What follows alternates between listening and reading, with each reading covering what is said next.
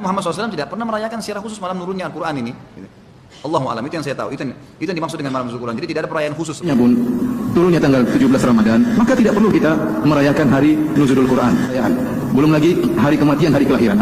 Hari kelahiran Nabi, hari kelahiran Abu Bakar, hari kelahiran Umar, hari kelahiran Utsman, hari kelahiran Ali. Tahun baru hijrah, nuzul Quran, Maulid Nabi, Isra Mi'raj. Isinya semuanya ngaji. Tak ada lain isinya, ngaji. Apakah yang dimaksud dengan nuzulul Quran? Nuzulul Quran ini istilah sebenarnya yang digunakan. Nuzul artinya turunnya Al-Quran. Dikatakan malam nuzul Al-Quran, sebenarnya tidak ada. Kalau dalam syariat kita cari, tidak ditemukan malam nuzul Quran. Apalagi umumnya biasanya dirayakan di Indonesia di malam 17 Ramadan, iya kan? Dan Nabi Muhammad SAW tidak pernah merayakan secara khusus malam nurunnya Al-Quran ini. Allahu a'lam, itu yang saya tahu. Itu yang dimaksud dengan malam nuzul Quran. Jadi tidak ada perayaan khusus semestinya. Dan seandainya pun turunnya tanggal 17 Ramadan, maka tidak perlu kita merayakan hari nuzulul Quran. Karena kita tahu bahwasanya perayaan yang ada di umat Islam cuma dua, itu Idul Fitri dan Idul Adha. Dan dua perayaan tersebut memiliki kekhususan yang tidak dimiliki oleh perayaan-perayaan yang lain. Kedua perayaan tersebut diawali dengan ibadah yang luar biasa. Idul Fitri diawali dengan puasa Ramadan sebulan, sehingga seorang berbahagia merasa menang tatkala di Idul Fitri.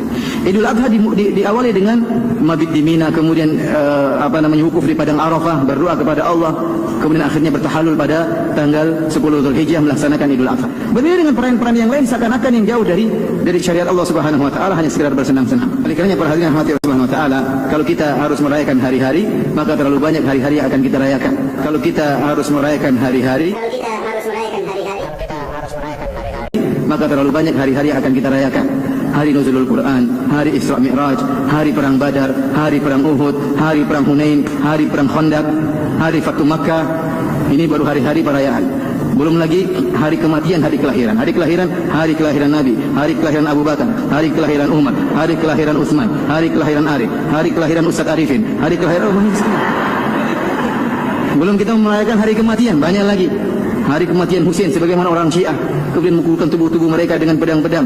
Kenapa dipukul? Karena mereka biar kami merasakan kepedihan Husain radhiyallahu taala anhu tatkala disayat tubuhnya. Memperingati nuzul Quran karena ada sebagian yang mengatakan bid'ah.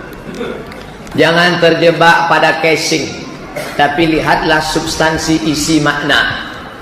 Apa isi peringatan tahun baru hijrah, nuzul Quran, Maulid Nabi, Isra Mi'raj, PHBI, peringatan hari besar Islam, 4 saja. Tahun baru hijrah, nuzul Quran, Maulid Nabi, Isra Mi'raj. Isinya semuanya ngaji. Tak ada lain isinya, ngaji.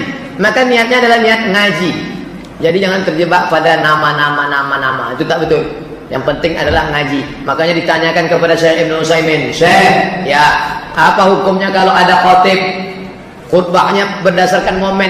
Kebetulan bulan Muharram dia cerita hijrah, kebetulan bulan Rabiul Awal dia cerita hari lahir Nabi, kebetulan bulan Rajab dia cerita tentang Isra Mi'raj. Apa hukumnya?"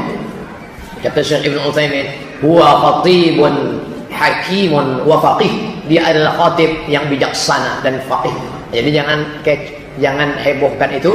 Pokoknya tetap buat peringatan. Isinya adalah pengajian tentang apa isi Quran, bagaimana sikap kita. Itu saja isi.